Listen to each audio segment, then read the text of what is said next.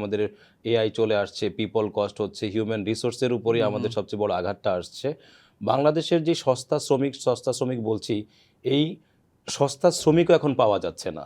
এখানে by chance HR এর সংখ্যা হচ্ছে খুব বেশি, বাট বাই চয়েস এইচআর এটার সংখ্যাটা খুব কম। আপনি যত ফোকাস দিবেন, ডিগ ডাউন করবেন, আপনার ওই ক্যারিয়ার গোলটা আপনি খুব তাড়াতাড়ি আপনার হাতের মধ্যে পেয়ে যাবেন। দর্শক, লিড এইচআর টক উইথ মুরাদের আরও একটি ইনসাইটফুল এপিসোডে আপনাদের স্বাগতম। আপনারা জানেন এই এপিসোডটি আমরা করে থাকি human resource professional, practitioner, trainer এবং ম্যানেজমেন্ট কনসালটেন্টদের নিয়ে। মাঝে মাঝে আমরা কিছু একাডেমিশিয়ানকেও আমাদের প্রোগ্রামে ইনভাইট করে থাকি। তারই ধারাবাহিকতায় আজকে আমাদের মাঝে একজন সুপরিচিত এইচআর প্রফেশনাল আছেন অতিথি হিসেবে। তিনি মোহাম্মদ নূরে আলম, যিনি কর্মরত আছেন জেনারেল ম্যানেজার হিউম্যান রিসোর্সেস, ফকির ফ্যাশন লিমিটেডে। দর্শক, চলুন আজকে তার সাথে আমাদের কথা প্রসঙ্গে তার ব্যক্তিগত এবং পেশাগত জীবনের অনেক কিছু আমরা জেনে নেব। সঞ্চালনায় আছি আমি Mohammad Murad Hossain, chief operating officer Texas team group. Nure Alam ভাই, আসসালামু আলাইকুম। ওয়ালাইকুম আসসালাম ভাই, কেমন আছেন? আছি আলহামদুলিল্লাহ। Welcome to the show. আপনাকে এই ব্যস্ততার মাঝে পেয়ে অনেক ভালো লাগছে। থ্যাংক ইউ আপনাদেরকেও যে আমাকে ইনভাইট করার জন্য। আচ্ছা, আমরা একটু পেশাগত কিছু আলাপচারিতা করি। আপনি আরএমজি সেক্টরে আছেন এখন। মধ্যপ্রাচ্যের যুদ্ধ, তারপরে গ্লোবাল বিশ্বায়নের ইকোনমি, সব কিছু মিলিয়ে প্রত্যেকটা সেক্টরই অলমোস্ট বিভিন্ন চ্যালেঞ্জের মধ্য দিয়ে যাচ্ছে। এর মধ্যে আরএমজি সেক্টর যেহেতু আমাদের এক্সপোর্ট ওরিয়েন্টেড, এই মুহূর্তে আরএমজি সেক্টরে কী ধরনের চ্যালেঞ্জের মধ্য দিয়ে যাচ্ছে, এবং আপনি যেহেতু একজন জেনারেল ম্যানেজার হিউম্যান রিসোর্সেস হিসেবে আছেন একটা স্বনামধন্য প্রতিষ্ঠান ফকির ফ্যাশন লিমিটেডে, তো আপনার প্রতিষ্ঠানে আপনি কী ধরনের কন্ট্রিবিউশন করতেছেন সেই চ্যালেঞ্জ মোকাবেলায়? ধন্যবাদ মুরাদ ভাই। আরএমজির এই চ্যালেঞ্জটা আসলে আজকের না, এই চ্যালেঞ্জটা তো আসলে অনেক দিন ধরেই। হ্যাঁ, যখনই আমি বলবো যে আমরা যদি প্রাইসের যে কথাটা বলছি, প্রাইস নিয়ে আমাদের সবচেয়ে বড় চ্যালেঞ্জ। কারণ আমাদের কম্পিটিটর এখন আপনার আশেপাশের অনেকগুলো দেশই হয়ে যাচ্ছে। আমি যদি বিশেষ করে ইন্ডিয়ার কথা বলছি, চায়না তো আগে থেকে ছিলই, ভিয়েতনাম তো আমাদের সবসময় একটা কম্পিটিটর, শ্রীলঙ্কা বোধহয় আছে, শ্রীলঙ্কা তো আছে। সো এই কান্ট্রিগুলোর সাথে আমাদের সবচেয়ে বড় চ্যালেঞ্জ হচ্ছে প্রাইস। কেন? যে ব্যাপারটা হচ্ছে এরকম, আমরা কিন্তু এই অর্ডারগুলো করছি, বায়াররা আমাদের কাছ থেকে প্রোডাক্ট নিচ্ছে, আর এই প্রোডাক্টের যখন কম্পিটিশনের মধ্যে আমরা চলে যাচ্ছি, আমাদের যেই মানে আমি সিএম যদি বলি যে কস্ট অফ ম্যানুফ্যাকচারিং, তারপর হচ্ছে আমার ওভারহেড কস্ট, এই কস্টগুলোই আমাদের সবচেয়ে বড় চ্যালেঞ্জ। তার মাঝখানে এখন যে বড় চ্যালেঞ্জগুলো আপনি যেটা কথা বললেন, যে কিছু আমেরিকা ইরানের যুদ্ধের কারণে আমাদের যে অর্ডারের যেই চ্যালেঞ্জটা আছে, এই সবগুলো চ্যালেঞ্জকে ওভারকাম করার জন্য আমাদের ফার্স্ট যে জিনিসটা আমাদেরকে মাথায় রাখতে হয়, সেটা হচ্ছে, অনেক সময় আপনি এটাও দেখেছেন, কিছু নিউজ ভাইরাল হয়েছে যে আমাদের এআই চলে আসছে, পিপল কস্ট হচ্ছে, হিউম্যান রিসোর্সের উপরেই আমাদের সবচেয়ে বড় আঘাতটা আসছে। বাংলাদেশের যে সস্তা শ্রমিক বলছি, এই সস্তা শ্রমিকও এখন পাওয়া যাচ্ছে না, কারণ পিপল তাদের ডাইভার্সিফাইড বিভিন্ন জবেও চলে যাচ্ছে। সো আমাদের জন্য সবচেয়ে বড় যে চ্যালেঞ্জটা প্রাইস এবং হচ্ছে হিউম্যান রিসোর্সের যে অ্যাভেলেবিলিটি, এই চ্যালেঞ্জটাকে আমরা ওভারকাম করার জন্য কাজ করছে ডেফিনেটলি আমাদের লিন ম্যানেজমেন্ট, নতুন করে এআই, তারপর হচ্ছে টেকনোলজির অ্যাডভান্সমেন্ট, এই সবগুলো করে যাতে করে আমরা প্রাইসটাকে কম্পিটিটিভনেস নিতে পারি, এই চ্যালেঞ্জটাকে আমরা ওভারকাম করছি। আশা করছি বাংলাদেশে আরএমজি এই ওভারকাম করতে পারবে ইনশাআল্লাহ। ইনশাল্লাহ। আপনি 4টা বহুজাতিক কোম্পানিতে কাজ করেছেন এবং লোকাল অর্গানাইজেশনেও কাজ করেছেন। জি। এমনও হয় যে একই ব্যক্তি হয়তো পুরো কেরিয়ারটাই বহুজাতিক কোম্পানিতে করে ফেলছে, আবার কিছু আছে যে মিক্স, এরকম আপনি একজন যে 2 জায়গায় কাজ করেছেন। আপনার দৃষ্টিতে 2 জায়গার অভিজ্ঞতা থেকে লোকাল এবং মাল্টিন্যাশনাল কোম্পানির এইচআর প্র্যাকটিসের কী ধরনের পার্থক্য আছে বলে মনে করেন? Okay, it's a good question for HR professional. আসলে আমি ইউরোপিয়ান বেসড কোম্পানিতে কাজ করেছি, আমি মিডল ইস্ট বেসড কোম্পানিতেও কাজ করেছি। আমার কাছে যদি বলেন লোকাল অর্গানাইজেশনে কাজ করছি, সবচেয়ে বড় যে চ্যালেঞ্জটা, সেই চ্যালেঞ্জটা আমি দেখেছি সেটা হচ্ছে মাইন্ডসেট। লোকাল অর্গানাইজেশনের এন্টারপ্রেনাররা হয়তো বা তার decision day by day change করছে, পার্সন বেস চেঞ্জ করছে, পলিসিটাও এমন হচ্ছে যে পলিসি আপনার জন্য ইমপ্লিমেন্ট হচ্ছে, আরেকজনের জন্য ইমপ্লিমেন্ট হচ্ছে না। সো একজন এইচআর প্রফেশনাল কিন্তু অনেক সময় সে একটু কনফিউজড হয়ে যায় যে আসলে আমি এইখানে আমি কি অ্যাপ্লাই করব।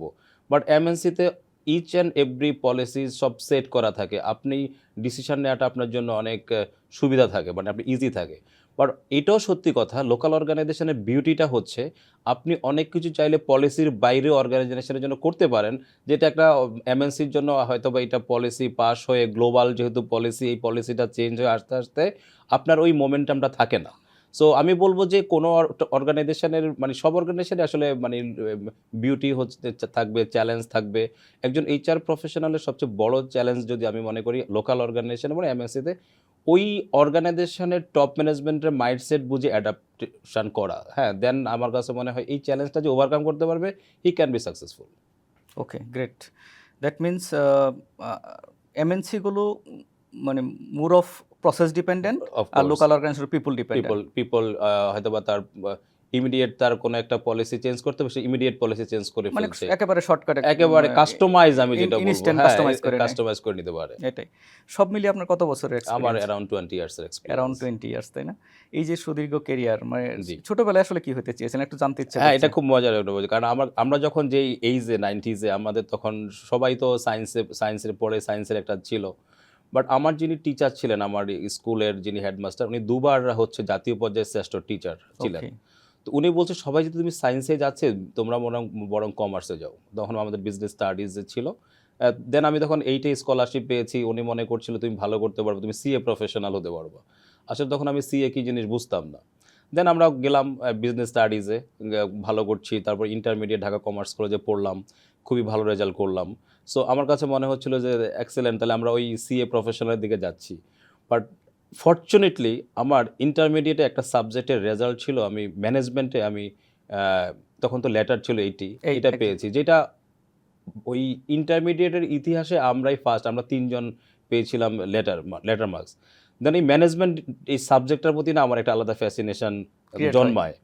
দেন ফরচুনেটলি অর আনফরচুনেটলি ঢাকা ইউনিভার্সিটিতে আমি ম্যানেজমেন্ট সাবজেক্টে চান্স পেয়েছি।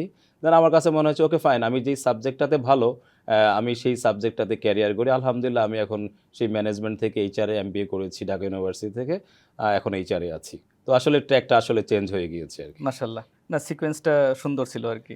এর মধ্যে মুরাদ ভাই একটু অ্যাড করি, 2007-এ আমি একটা চান্স পাই সাউথ কোরিয়াতে, এশিয়ান ইয়ুথ ক্যাম্প ফর 2027, ওকে।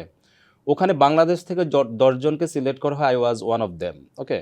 ওইখানে যাওয়ার পর আমার কাছে মনে হচ্ছে আমি যেই পরিমাণ পিপলের সাথে মিশেছি, কালচারাল ডাইভার্সিফাইড কান্ট্রি পিপল সাথে মিশে, আমার কাছে মনে হয়েছে I should focus on people, okay. এটা আমার এক্সপার্টিজের একটা জায়গা। এটা মানে ইংরেজিতে একটা কোট আছে, when you desire something desperately the universe will play to make it happen. আলহামদুলিল্লাহ, আলহামদুলিল্লাহ। এটাই। তো এই যে সুদীর্ঘ 20 বছরের কেরিয়ার, এই দীর্ঘ কেরিয়ারে কখনো কি বড় রকমের কোনো চ্যালেঞ্জ ফেস করেছেন পেশাগত জীবনে, যেটা থেকে উত্তরণের গল্পটা যদি বলেন তাহলে তরুণরা ইন্সপাইরেশন পেতে পারে যে সফল মানুষদেরও আপস অ্যান্ড ডাউনস থাকতে পারে। মুরাদ ভাই, আমি কখনোই মনে করছি না আমি একজন সফল মানুষ, আমি জাস্ট আমার কাজ করে যাচ্ছি। বাট চ্যালেঞ্জ তো প্রতিনিয়ত আছেই এইচআরের। আমি মনে করি আমি একটা এমএনসিতে যখন ছিলাম, আমি জানি না স্যার দেখছেন কিনা। সো আমার কাছে মনে হচ্ছে আমার কাজের প্যাটার্ন আর স্যারের কাজের প্যাটার্নের মধ্যে ডিফারেন্স আছে। সো স্যার কিছুটা টিপিক্যালি কাজ করছেন, আমি হয়তো বা সিস্টেমেটিক কাজ করতে চেয়েছিলাম, কারণ আমি এর আগেও আরেকটা এমএনসি থেকে যেহেতু আসা। তো স্যারের সাথে আমার কখনো, আমি প্রায় 3 বছর ছিলাম, কখনো এমন হয় নাই স্যার বুঝতে মানে পেরেছে যে আমি ওনার উপর একটু বিরক্ত, বা আমি ওনার এই ম্যানেজমেন্ট স্টাইলের সাথে আমার আসলে যাচ্ছে না, আমি এটা ওনাকে কখনোই বুঝতে দিইনি। বাট আমি তখন মনে করেছি যে এটাও আমার একটা লার্নিং। হ্যাঁ, আমি সবসময় যে একেবারে স্মুথ কোনো জার্নি হবে তা না, চ্যালেঞ্জিং থাকবে, জিগজ্যাগ থাকবে। দেন আমি আমার মতো করে জব সার্চ করে আমি আসলে ওই অর্গানাইজেশন লিভ করি। কিন্তু পরবর্তীতে আমি আরেকটা এমএনসির এইচআর হেড হই বাংলাদেশের। তখন ওই জবটা, ওই যে ভ্যাকেন্সিটা আছে, এটা স্যারই আমাকে বলল যে নূর, এখানে একটা ভ্যাকেন্সি আছে, আপনি যাবেন কিনা।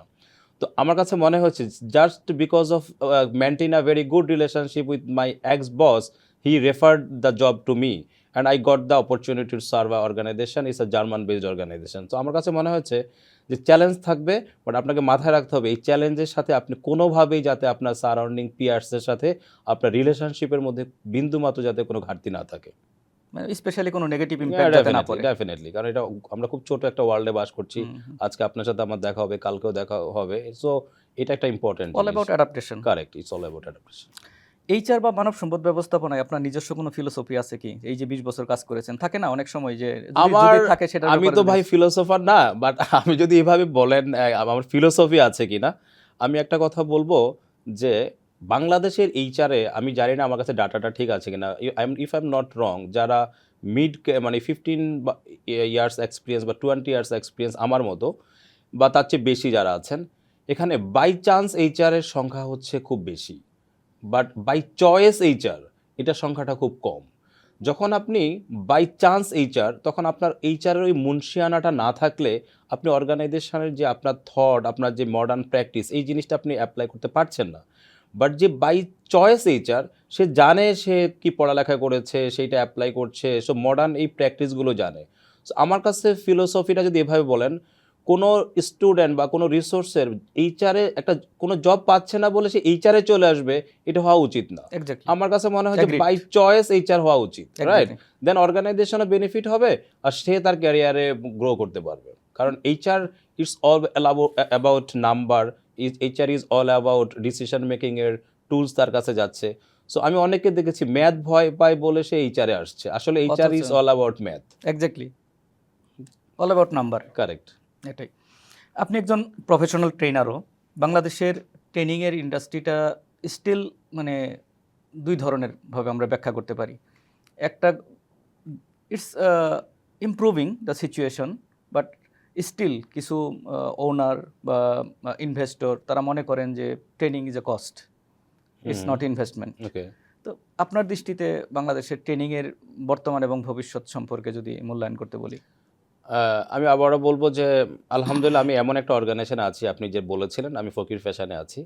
ফকির ফ্যাশনের টপ ম্যানেজমেন্ট অলওয়েজ থিঙ্ক যে এই ট্রেনিংটা হচ্ছে একটা ইনভেস্টমেন্ট। আমরা জাস্ট গত বছর অ্যারাউন্ড 500 crore টাকার মতো আমরা ইনভেস্ট করেছি, মানে বাংলাদেশের সব টপ ট্রেনারদেরকে আমরা দিয়ে আমাদের রিসোর্সদেরকে ট্রেন করিয়েছি। বাট ইন্ডাস্ট্রির কথা যদি মনে করেন, ট্রেনিং ইন্ডাস্ট্রি, এখানে আমার একটু কষ্টের জায়গা আছে। কেন কষ্টের জায়গা আছে? যে এই ইন্ডাস্ট্রিতে যেই টপিকস নিয়ে ট্রেনিংটা করায়, হয়তোবা এই টপিকস ওর কোনো প্র্যাকটিক্যাল এক্সপিরিয়েন্স মানে নাই, hands on experience hands on experience নাই। অনেস্টলি স্পিকিং, এটা আমি দেখছি, আমি কাউকে ছোট করে বলছি না, এটা আমাদের একটা লিমিটেশনসের জায়গা। এখানে কাজ করার অনেকের স্কোপ আছে কিন্তু।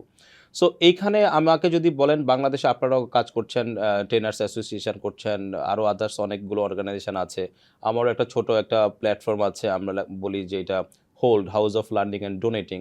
সো এই লেভেলের যে ইনিশিয়েটিভগুলো আছে, আমার কাছে মনে হয় ইন্ডাস্ট্রিতে যারা এক্সপিরিয়েন্স এক্সপার্ট, ওদেরকে যদি আপনি ট্রেনার হিসাবে অনবোর্ড করিয়ে ওই ট্রেনিংগুলো করাতে পারেন, আমার কাছে মনে হয় that would actually bring a good result. Exactly.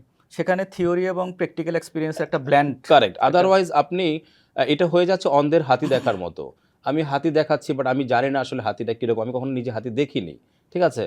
So এই তখন ওই যারা আপনার পার্টিসিপেন্ট, ওরা বুঝে যে এই রিসোর্স আসলে চ্যাট জিপিটি, আমি অনেক টপ ট্রেনারের ট্রেনিংও করেছি, চ্যাট জিপিটির যে কাট পেস্ট সেটা বোঝা যাচ্ছে, উনি নিজেই বুঝতে পারছে না যে আসলে উনি কী করাচ্ছেন। সো তখন অডিয়েন্সের মধ্যে কিন্তু একটা মানে আমি কানেকশনটা মিসিং হয়, কারণ ইন্ডাস্ট্রির এক্সপার্ট না থাকলে এটা মানে একাডেমিশিয়ানকে ভাই উনি রিসার্চ করছেন একাডেমিশিয়ান, বাট আপনি যখন ট্রেনিং করাচ্ছেন আপনার ওই এতটুকু Hands-on নলেজ experience must. লাগে।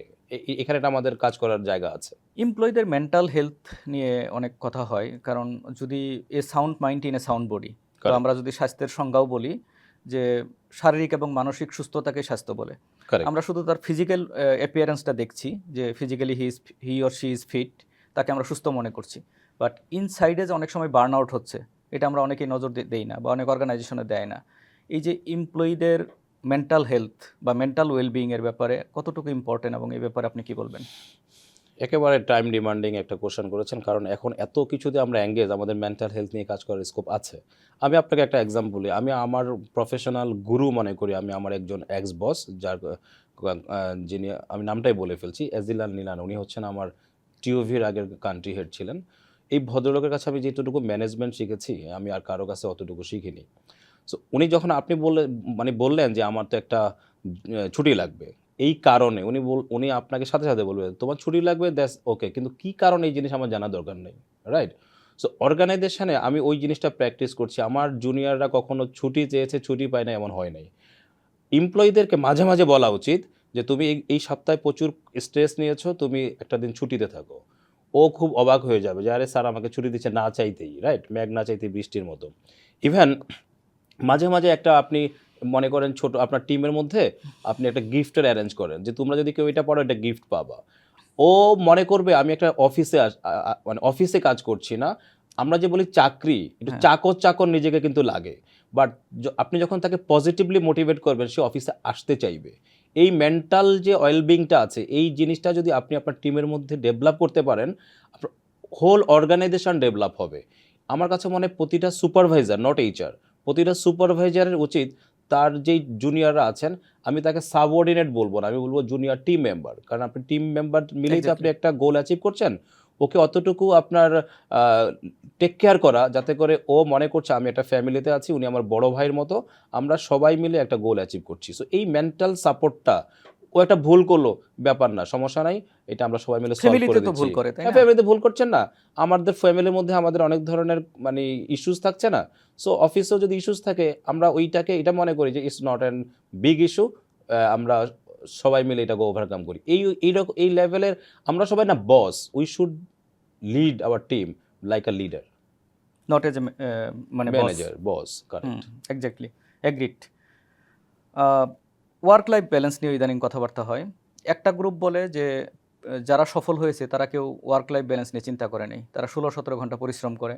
এটা উদাহরণ হিসেবে অনেকের কথা বলে, মানে বিল গেটসের কথা বলে, তারপরে জ্যাকমার কথা বলে, তারপরে এলন মাস্কের কথা বলে।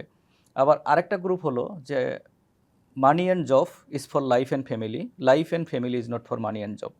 অর্থাৎ আমাকে ফ্যামিলি এবং নিজের জন্যই তো চাকরি করি, কিন্তু করতে গিয়ে এটা নষ্ট করা যাবে না, ওকে, এটার ব্যালেন্সটা করতে হবে। ওকে। এখন আপনি এটাকে কিভাবে দেখেন, যে এটা কি আসলে কি আমরা ওয়ার্ক লাইফ ব্যালেন্স বলবো, নাকি ওয়ার্ক লাইফ ইন্টিগ্রেশন বলবো, নাকি ওয়ার্ক লাইফ অ্যালাইনমেন্ট বলবো? আপনার দৃষ্টিভঙ্গিটা জানতে চাচ্ছি। আমি প্রশ্নটার অনেক মানে সম্মুখীন হই যে ভাই আপনি এত কিছু করছেন, লিখছেন, ঘুরছেন, আড্ডা দিচ্ছেন, জব করছেন, কিভাবে ফ্যামিলি ম্যানেজ করছেন? আলহামদুলিল্লাহ, I belongs a very happy family. তো এখানে ব্যাপারটা হচ্ছে আমরা ওয়ার্ক লাইফ ব্যালেন্স এই কনসেপ্টটা এখন আর অ্যাপ্লিকেবল না। ওকে, এখন যেই থিওরিটা চলছে এটা হচ্ছে work life enlightenment. Say for example আমি আমার ফ্যামিলির সাথে টাইম পাস করছি, সবাই মিলে টিভি দেখছি। আমি এখন ওয়ার্ল্ড কাপ চলছে, আমরা খেলা দেখছি সবাই মিলে। বাট আমাদের মধ্যে কিন্তু কোনো ধরনের Interaction. ইন্টারাকশন হচ্ছে না, হয়তো বা প্রত্যেকে চা খাচ্ছে, তার দেখছে 90 মিনিট মোবাইল শেষ, টিপতেছে। তারপরে সবাই গিয়ে ঘুমায় পড়ছে, right? Say for example. But আপনি এটা না করে যদি আপনি মনে করেন ঠিক আছে আমি আজকে এই 2 ঘন্টার জন্য আমরা কোনো একটা রেস্টুরেন্টে গিয়ে একটু আড্ডা দিলাম অথবা মাঠে গেলাম, আমার ফ্যামিলিকে আমি সময় দিলাম হচ্ছে এক্সক্লুসিভ টাইমটা, একদম কোয়ালিটি। রাইট? এই কোয়ালিটি টাইমটা যদি আপনি দেন, আমার কাছে মনে হয় যে পিপল কোয়ালিটি টাইমই চায়, রাইট? সো এখানে ব্যালেন্স করা, এইটা চিন্তা করতে করতে আপনি আরো ইমব্যালেন্স করে ফেলবেন। বেটার হচ্ছে আপনি কোয়ালিটি টাইম দিচ্ছেন কিনা এটা এনশিওর করা। গ্রেট। আমার সামনে দুটো বই আছে। একটা বই হলো কেরিয়ার কথন, এটার লেখকের মধ্যেও নাম দেখছি নূর, এবং কতে কেরিয়ার এই জায়গাটাতেও নূর ফয়সাল। তো দুটোতেই আপনি সহলেখক হিসেবে আছেন, অন্যজন লেখক হিসেবে থাকলেও এই যে দুটো কেরিয়ার নিয়ে বই, এটার উৎপত্তি কোথা থেকে, মানে আগ্রহটা কোথা থেকে, মানে এছাড়াও আপনি আচ্ছা। লেখালেখি করেন সোশ্যাল মিডিয়া বা অন্যান্যতেও, পত্রপত্রিকাতেও, তো এই লেখালেখির আগ্রহটা কোথা থেকে আসলো, এবং এই বই দুটো সম্পর্কে যদি একটু সংক্ষেপে বলেন। আচ্ছা, মুরাদ ভাই আপনি জানেন আমি লেখালেখি করি, রাইট? আমার কাছে মনে হয় আমি ইন্টারভিউ দিতে যখন আমার কাছে কোনো ক্যান্ডিডেট আসে, মানে I have seen the plenty of opportunities to improve the candidates. অনেক ইমপ্রুভমেন্টের এরিয়া আছে, বিশেষ করে ফ্রেশার্স, মিড ক্যারিয়ার যারা আছেন। তো আমার কাছে তখন মনে হলো ফাইন, আমি কিছু ইন্সপাইরেশনাল, মোটিভেশনাল এবং হচ্ছে যেটা একেবারে রিয়েল লাইফ, আমার লেখাগুলো যারা পড়েছে তারা জানে একেবারে রিয়েল লাইফ জিনিস। আমি ক্যারিয়ার কথন মানে ক্যারিয়ারের কথাগুলোই আমি ওইখানে লিখছি, ওর ডে টু ডে চ্যালেঞ্জ কী আছে, মিড ক্যারিয়ার চ্যালেঞ্জ কী আছে। তো লিখতে লিখতে আমি তখন দেখলাম যে বইটা একেবারেই আমার পাঠকরা বা যারা আছে খুবই ভালো ভালো পজিটিভ ফিডব্যাক দিয়েছে।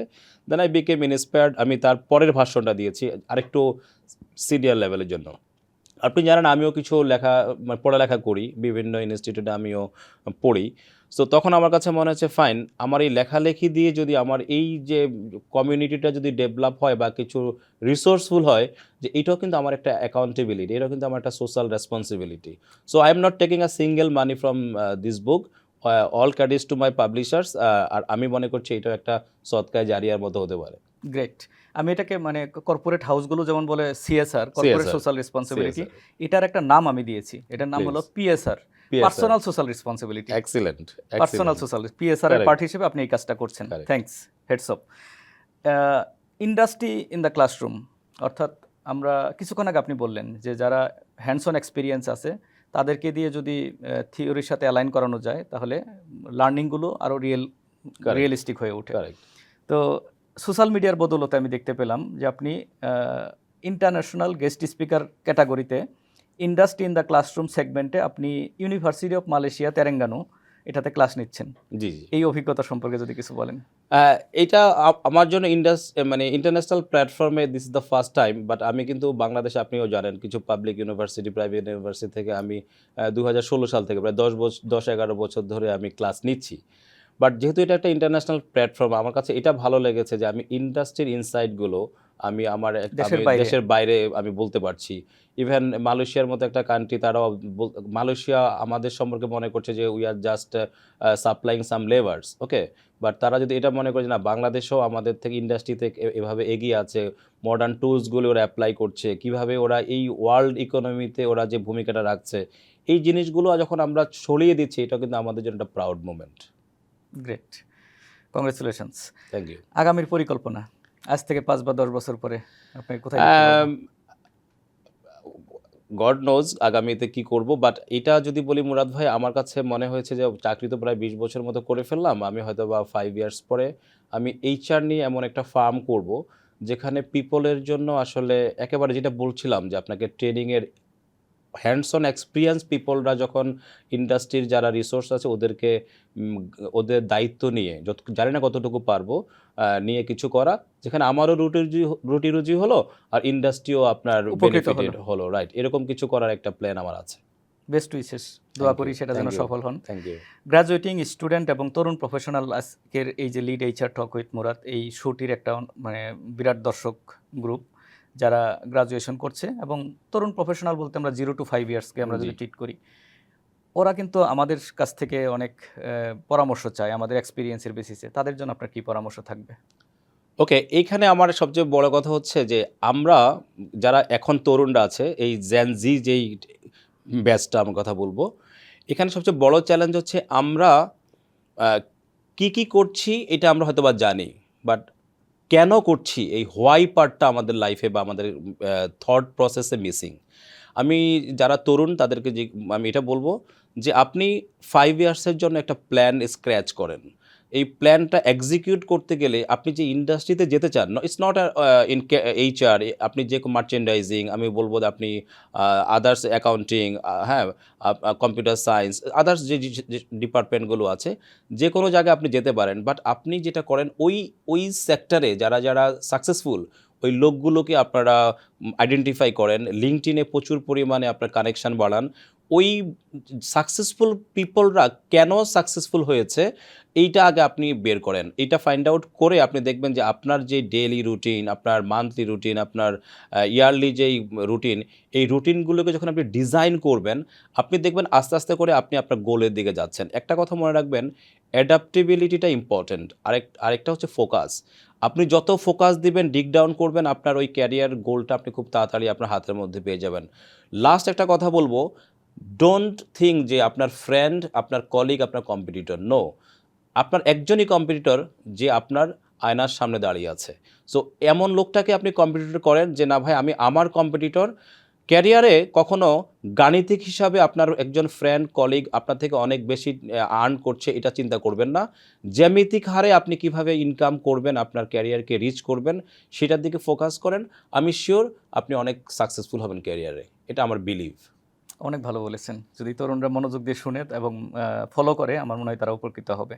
Lead HR talk with Murad এই শোটি তরুণদের জন্য, গ্র্যাজুয়েটিং স্টুডেন্টদের জন্য সিনিয়র প্রফেশনালদেরকে নিয়ে এসে তাদের মুখ থেকেই তাদের সফলতার গল্প এবং বিভিন্ন এক্সপিরিয়েন্স শোনানোর ব্যবস্থা করা, এই উদ্যোগটিকে আপনি কীভাবে দেখেন? হ্যাঁ, মুরাদ ভাই, আপনি জানেন আমিও আপনার একজন ভক্ত। তো যেটা হচ্ছে যে আমি আপনার এই ইউটিউবের যখন আমি দেখি, আমি কিন্তু দেখি, হ্যাঁ, ইভেন আপনি জানেন আমি দেখে আপনাকে ফোন করি, কমেন্টস করি, ভাই এটা ভালো হয়েছে, এটা ভালো হতে পারতো, যে এই কমেন্টসগুলি করি। এটা না, এই যে আমি বলবো ওই আমি যেটা তো কিছুক্ষণ আগে বললাম সৎকায় জারিয়া, আপনি যেটাকে বলেন পিএসআর, হ্যাঁ, পার্সোনাল সোশ্যাল রেসপন্সিবিলিটি, ইয়াস, এই জিনিসটাতে আমাদের আপনি যেরকম এক্সপিরিয়েন্স, আপনি দুইটা গ্রুপকে কিন্তু কানেক্ট করাচ্ছেন, একাডেমিশিয়ান আর ইন্ডাস্ট্রি এক্সপিরিয়েন্স, দুইজনকেই করাচ্ছেন। সো স্টুডেন্ট বলেন, তরুণরা বলেন, ওরা কিন্তু একটা এক্সপিরিয়েন্সের মুখে কথা শুনতে চায়। আর এখানে আমি যদি ভুল না করে থাকি, এই এক্সপিরিয়েন্স পিপলরা কখনো রোজি কথা বলে না, তারা তাদের চ্যালেঞ্জ করে বা একেবারে রিয়েল লাইফ এক্সপিরিয়েন্সগুলো শেয়ার করে। আমার কাছে মনে হয় অনেক কিছুতেই টাইম ওয়েস্ট না করে আপনার এই শোটা যদি সবাই দেখে, আমার কাছে মনে হয় একটা গাইডলাইন তারা পাবে। Thank you. তো এটা স্পেশালি এই ধরনের উদ্যোগটাকে আমি তো এখানে হোস্ট করি, বাট এটার নেপথ্যে যে লিড একাডেমি, তাদের এই উদ্যোগটাকে সত্যি আসলে প্রশংসার দাবিদার। অফকোর্স। এটাই। তো দেখতে দেখতে আমরা আজকের এপিসোডের একেবারে শেষ পর্যায়ে চলে এসেছি। আপনার ব্যস্ত সূচির মাঝেও যে আমি খুব শর্ট নোটিশে আপনাকে ডেকেছি, তারপরে যে এগ্রি করেছেন, সেই জন্য আপনাকে অসংখ্য ধন্যবাদ। আপনাদেরকে ধন্যবাদ আমার মতো একজন ক্ষুদ্র মানুষকে আমন্ত্রণ করার জন্য। আর এই সোসাইটির জন্য কিছু করতে পারলে আমি মনে করবো যে আমি ধন্য। আমাদের আবারও নিশ্চয়ই অন্য কোনো এপিসোডে ভিন্নভাবে দেখা হবে ইনশাআল্লাহ। তো দর্শক, দেখতে দেখতে আরেকটি এপিসোডের একেবারে শেষ পর্যায়ে চলে এসেছি। অন্য কোনো এপিসোডে ভিন্ন কোনো অতিথিকে নিয়ে আবারও আপনাদের সামনে হাজির হব। সেই পর্যন্ত সবাই ভালো থাকুন, সুস্থ থাকুন, বিকশিত জীবনের সাথেই থাকুন। Watch lead HR talk with Murad and stay tuned with lead academy.